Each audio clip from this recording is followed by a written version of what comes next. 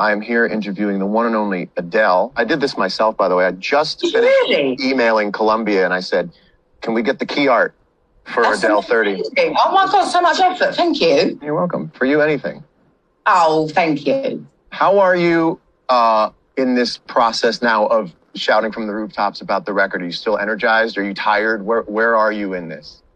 I definitely feel like I've been asked the same questions a lot. So I'm getting sick and tired of my own voice, you know, and sort of sometimes I feel like I'm having to sort of remove myself from my answers a little bit just so I don't sort of like, you know, get frustrated with that. But I'm so excited and relieved. I don't know if you ever feel like this with any of your records. Like, I'm just excited it's coming out. Like, normally I get a little bit nervous and stuff like that, you know, or like, oh, can we just wait a little bit longer? And I'm just, obviously because of 2020 as well, you know, because I would have finished my record and put it out and stuff like that. But I'm just so excited to get it out because also, you know, what it's about, I've moved on from.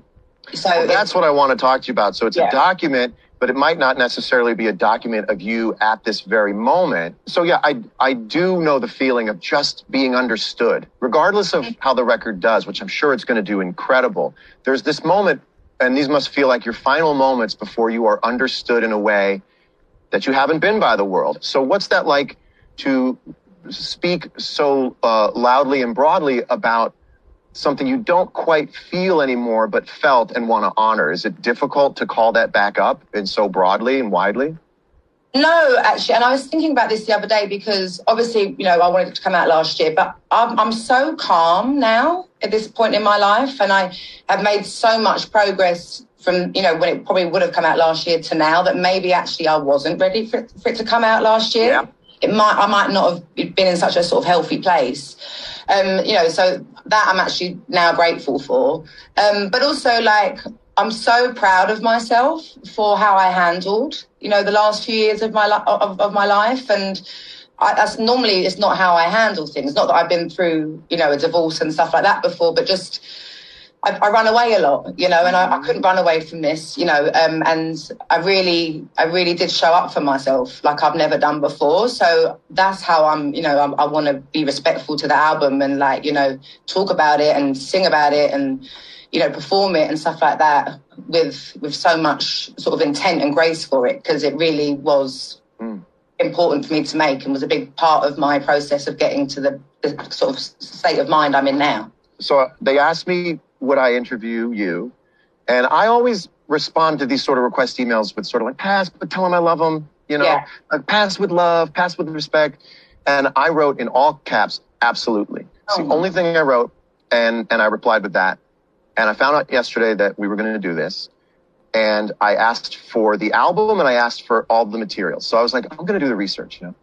And I woke up this morning and I had the album download, and I was going to look at everything else after that. And after listening to the album, I got a cup of coffee, I put it on the coffee table, and it went cold as I listened to the album.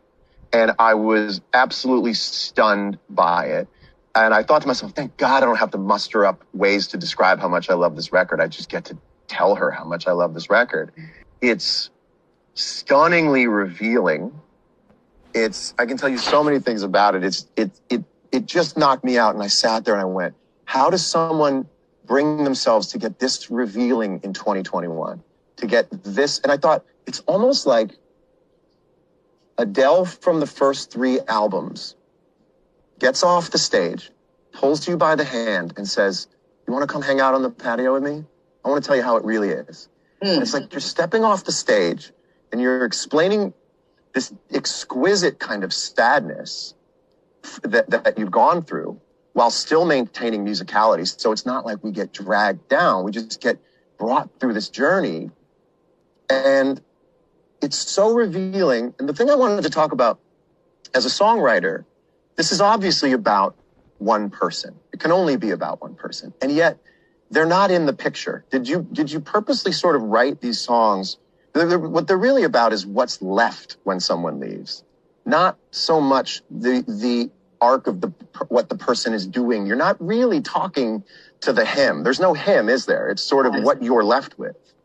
Yes, and I was pretty much only left with myself, you know, and I think being older now, and obviously like I've sort of have become this artist that seems to write all about my relationships, but I hadn't really written a record about my relationship with myself because I didn't really have one before.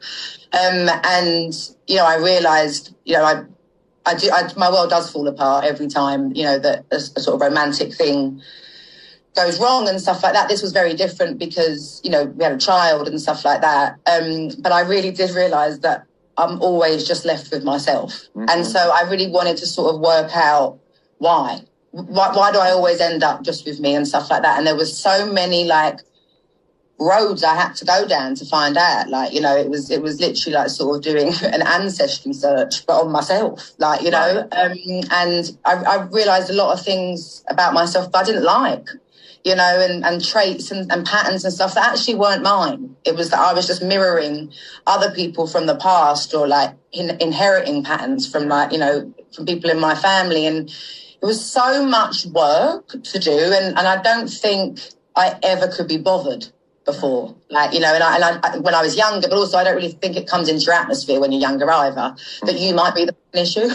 Well, you know, but, yeah, well, and this sounds like some highly professional work you did with someone else. Did you do this work did someone else sort of lead you through this? Like I mean, I had a therapist, but I've been in and out of therapy since I was a child. Got it. And more than anything, it was, I spent a lot of time on my own. Right. You know, I really spent a lot of time on my own, and I had loads of amazing conversations with my friends and stuff like that. But also would just search for anything that made me feel better. Or, you know, or that gave me insight into myself. And for sure, this album really helped. Like, you know, it really, really, really did. Like, I feel like I really lost my connection with music. I don't know if it's because of how successful it had become. You know, it was no longer my hobby. Yeah. We all go through that. Yep. So that was really, really hard for me. Like, I didn't want to sing. I didn't want to write, like, for fun. Like, you know, because it just felt like I was working. But yeah, I feel like when I first started writing what is now this record, it felt so safe to me. You know, it really, really did. So I think that really did help big time. You were also safe in a way by the pandemic. I mean, you were isolated anyway. Did it help you to already be physically isolated to go, I might as well do the work now?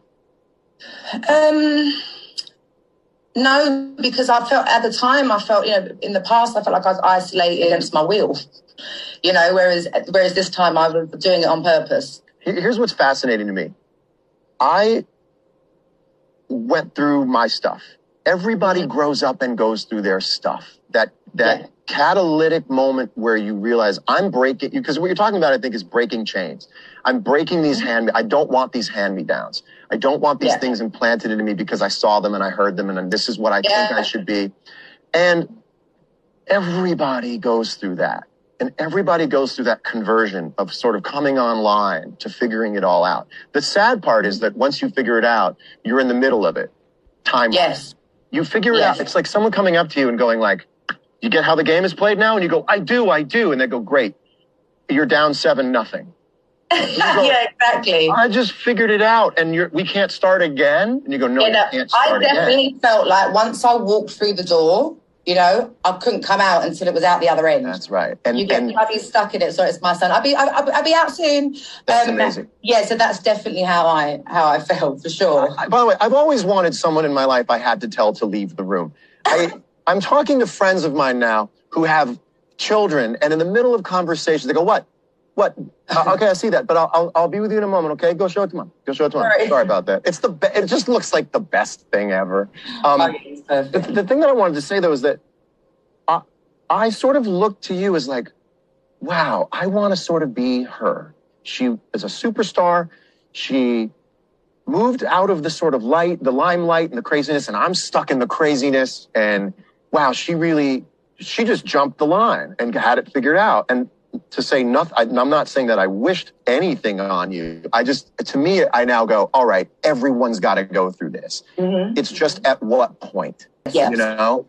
And I meet younger people now and I go, wait, you're 23? And they go, I'm 23. And I go, and you have this point of view on the world? And I think they're perfect. And I still go, you should probably just freak out now because you're going to freak out at some point. Yeah. You might as well do it earlier. And so we all have to go through this moment of that conversion of, oh, I got it. And for me, that was a little earlier ago, and I go, got it. And what we do is sort of just welcome other people to it. Oh, absolutely. Yes, very much. And also, you stop judging other people as well. I was just going to say, your level of grace for other people while they go through stuff is directly related to what you know you had to go through. Yeah. So this is why 44-year-olds, 30-year-olds don't rip on people online because we go, it's tough out there. Yeah, for sure. It's tough out there. And so you sort of have to wait for people to figure it out. Absolutely. I was listening to the record today, and the song My Little Love, is this one of these songs you're waiting for people to hear? Because when I heard it, I went, I've never heard a song like this. I've never heard a song go this deep. Do you have a special focus on this song? I don't know yet. I don't know. Because I also don't want, I'm very thick skinned. Like I can read anything about myself and be fine. But I also I really do. It's such a big part of my life, this record, that I don't want other people's opinions on it in any way interfering with my opinions of it. So no reading reviews on the night the record comes out? I don't know for sure yet. I understand. But I might, but my instinct is telling me that this is my album. That's right. Well, even though I'm giving it to everyone. That's right. Well, it sure would be nice if I could do that as well. keep that sterility. Yeah. But okay. So what are the chances now that you would go on Twitter and look at tweets about the record? Oh, I thought that's what you meant. No, that or well, is there a difference for you between reading reviews and reading tweets, or is it all sort of the same thing? I like reading like a broadsheet review or something like that in my hands, right? But no, I mean, I think everyone's opinion is basically reviewed this day and age, isn't it? So yeah, that's right. That's right. It's so this break in between writing this record and putting it out is sort of your saving grace because it's the moat between you now and you then. So you're sort of talking about a third. Is there a part of this that you're sort of talking about a different person because you're so different now? I would say so. I mean, there's lots of elements, where I'm still exactly the same and, my thought process about things is exactly the same. But I was having, really dug my past up and my childhood and stuff like that. I was definitely a lot of bravado, I think, in my personality and stuff like that. And obviously you have to put on a bravado when you're doing what we do because otherwise you're just going to bloody melt into a little puddle. But I'm not like that anymore. I will immediately be I'll say sorry if I need to immediately. I will backtrack and clear up what I just said, but what I meant to say. I don't need someone to say to me 2 weeks later, you were or anything like that. It's very in the moment, which then I wasn't. And I definitely think that comes across on the record where it's the track list is real time, but it's a bit whiplashy. Pardon me, sorry. I didn't mean real time chronologically what you went through. Yeah. So this is a journal in real time. Yeah. And that's why it ends on a high note like it does. Yes, exactly. Yeah, it starts, sad, with the first sort of three, and then it sort of goes through this. My girlfriends have managed to get me out of the house. And I was just going to say, we're going out and stuff like that, and then you get to I drink wine, which is where I'm suddenly asking myself all these questions. So it's sort of I'm recentering and focusing again. So I definitely think the sort of when you're in, oh my God, and can I get it, and then you suddenly go into I drink wine. It's sort of she's arrived. She's arriving. Yes. It to me, it reminds me of a great superhero arc where you're Superwoman, Superman, what have you. And right around this point in your arc, you lose your powers for a minute. It's every great hero arc has the moment where the hero thinks of hanging up the cape. Yeah. Where Clark Kent has to deal with the fact that he, not to get too far into the canon of Superman, but it's any great hero arc has this moment of questioning your powers, of questioning where you came from, right? And by the end of it, you put the cape back on. And I was listening for that. I go, I wonder if she does that. And the last song, camera pans up and you're back on top of the building with your cape blowing in the wind. And I go, what a genius. What a genius thing. And I want people to understand something, because myself as a consumer, when I read and hear about an artist going deep, being confessional, I say to myself, well, won't that be boring? But what I want people to understand is that the musicality underneath these brutal lyrics is really exquisite. It's really beautiful. You can sort of work this record in layers. If you want to break the lyrics down, you'll be on the floor crying. I believe there will be an Adele 30 TikTok challenge of try not to cry during, what is it, track 3, I think. Which one is it? My Little Love. Yeah. I can't make it through without crying. I found so far that song affects men more. Really? Yeah. And I think, it's my male friends that have like really, really cried and been like, I've never thought of who my mum is outside of being my mum. Like, you know, and you know, like, you know, most men and their mums are very close. Like, even if they're not close, there's a bond there, you know. And yeah, a lot of them have cried and just been like, she doesn't have an identity outside of being my mum. I've never, you know, they've never thought of her like that and stuff. And it's been really moving. And I'm trying to like sort of comfort them, but at the same time being like, that's the whole reason I wrote that song, is for my son. I couldn't see. I'm almost going to leave. I'm almost going to go now. I'm going to go over the edge. Yeah. This record's going to save people's lives. I mean, people are going to reach out to you with such sincere messages of connection and thanks and hope. It is so musical. Again, I just wanted to make sure people knew, if you want to step down from the vocals and the lyrics, you'll never step down from the vocals. But if you just want to listen to the vocals and leave the lyrics for a minute, it's just exquisite music. And then you go, okay, I want to climb back into the lyrics, and you just get really knocked out by the lyrics in there. So I want to make sure people understand this is a proper Adele album in the sense that it's got these great chord changes, this great orchestration, great engineering. And I love the moments where certain aspects of each song are incredibly composed, but then there's another element that's raw. Did you purposefully make sure that it didn't go so far into everything being composed? Like, I believe the first track is it's Rhodes and it's orchestra, and your vocals sort of raw. It sort of moves around a little bit. Do you keep that in mind as you're making a song? Yeah, absolutely. You know, and I definitely learned that while I was sort of doing 21, is that nothing beats a demo. So all leads on my albums are always the first vocal. These are all the first vocal? Always. They were as well on the last album, yeah. Because, and you know, and like, I'm always a bit sharp and I'm always a bit flat, but in those, and I keep it on my album when I am, because it's my demo and I'm singing it right there, right then, in how I feel as I've just written that lyric. And like, yeah, you can like perfect a note, but you can't perfect emotion. No. Like, you know, you can't bring it, you can't reenact it, you can't recreate it. No.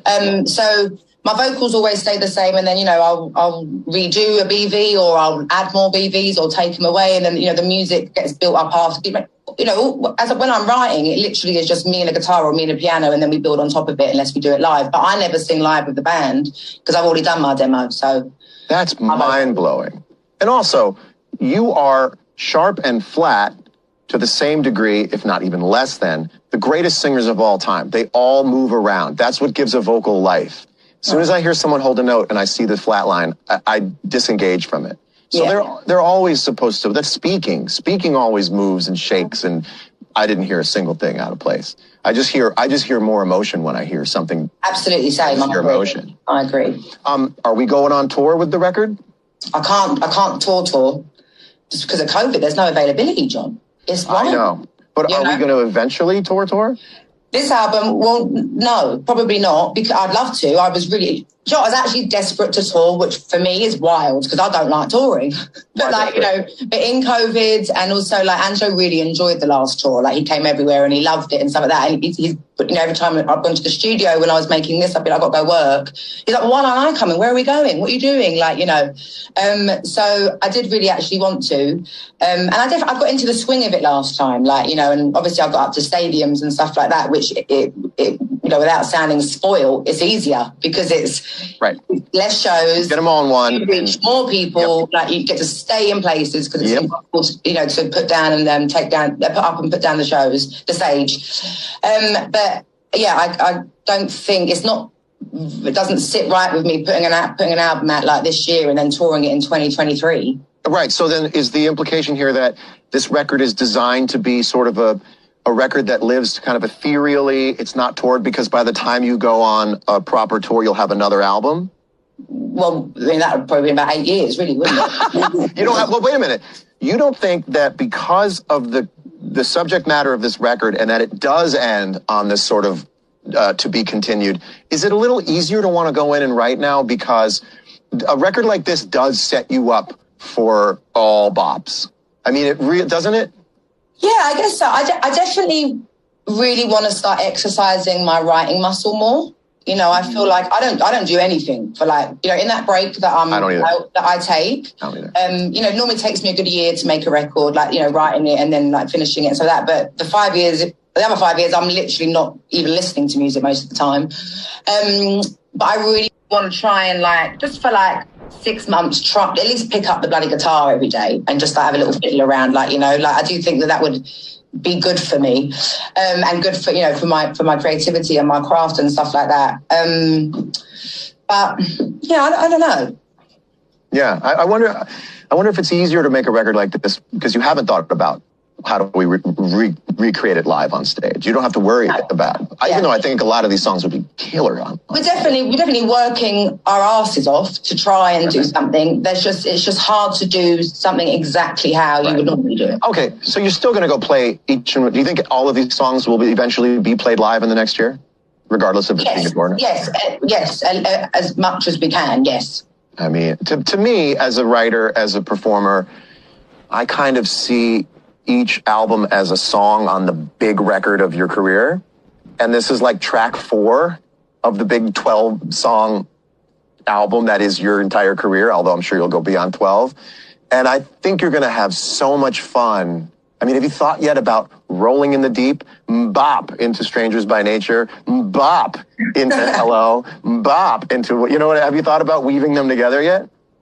No, not yet. I do have to get onto that though. But no, I haven't actually. But also, it's just I'm sort of toying with ideas of how I would want to do it. If I can do it, exactly how I want to and stuff like that. It's 4 very different moments of my life. Mm-hmm. When I was writing this, I wasn't really coherent with anything, to be honest with you, because I was sort of in my own bloody head. Mm-hmm. But when I listened to it, and obviously I can listen to it from a very safe place now, I'm the drama boy of 21. I thought I was going through hell with 21. It was obviously my most successful album and stuff. And I get it, it is a great record and I'm so pleased that people love it. But I'm she must have been mad, that 21-year-old version of me, to be able to write a record like that from a boyfriend. Well, isn't it crazy that some of the best music in the world was written by people 21, 22, it's 23? Incredible. Your frontal lobe isn't even done developing and you're writing yesterday. You know what I mean? Yeah. and then as I get older, and as we get older, we sort of write less but deeper. Mm-hmm. And I feel like that's not less as in each song is less, but you said, it takes 5 years, but everything on this record almost seems not to want to go anywhere else but deep, as if it would be inauthentic if you didn't go all the way down, Yeah. And I just think there are going to be people pulling their cars to the side of the road when this record comes out, because they can't see out their eyes. I mean, it's brutal, and then it's beautiful at the same time. I just want to say why I really wanted to put this body of work out, because when I was writing it, I didn't necessarily be I'm definitely putting this out. It was obviously just a process that I had to go through, writing and stuff like that. But once I'd come out the other side of it all and I got to listen to it, it was just, you mentioned it kind of a little bit at the beginning of the interview of how someone can be so vulnerable in 2021, is I want to encourage people to do that, and it's so easy for us to not do that, including myself at times. But I'm the happiest I've ever been. And when I was going through it, I thought I would never find my joy again and that I would never feel like me again. And I'd never be motivated to laugh and really feel everything. And it took a lot. takes a lot, you know, to really go there for yourself. But, you know, in the end, it is just you. It is just us on our own. And if we don't do it, we're not useful to everyone that loves us. And this album... That's why I wanted to really put it out. This album is going to be so useful to so many people. And there are many people who feel now like you did a year and a half or 2 years ago that this album is going to reach them right through the rib cage, right around their heart, whether they wanted it or not at that moment. And this album is really going to be there for a lot of people in a time where I think we're all aware so many people are in that same place. And I can't wait to both hear the record in the world and also experience people's reaction of great pleasure and satisfaction with the record and just great reliance on it being like what I think is going to be medicine for people. So I'm so excited for you to watch this happen. Oh, thank you. And also, thank you, John, you've been so nice to me from the very beginning of my career. Thank you. I really appreciate it. You're so lovely. You are lovely. And thank you for your trust in this interview, too. Thank you. Well, happy holidays, and I'll see you around. I will see you on campus. I just have one other question. Okay. Adele. Yes. Should I get married? Oh, yes, you should get married. Yes, I think it is a really incredible thing, marriage. And I know that some people probably think that I wouldn't think that, you know, and like I gave up on it. But yes, I think you should. I can't really say why, but like, I'm definitely open to marriage again. I definitely am. And the feeling I had in being married was the safest feeling I've ever had in my life. And, you know, sadly it didn't work out. But I miss being married. Aw. I'm going to get myself married. You should. One of these days. You know something that's crazy? I mean, they'll all go mad for this. They might not let you keep it. Do you remember when I saw you at Tower Bar? Yeah. That was my first date with Rich. Oh, that's why we didn't go out to dinner after that. Exactly. And it was when we were supposed to meet up, you and me, to talk about we were supposed to meet music. up at San Vicente. No, I know. And I was at Rich's house. Oh, good. I'm glad. Yeah. That's the best reason. That's the best reason to get a plan canceled by Adele. Is that she's met a deep, true love. I've never been happier to not be able to follow through. Yeah. Well, you know what? The three of us will go out to dinner one night. Yeah, that would be lovely. We'll come to your wedding. Awesome.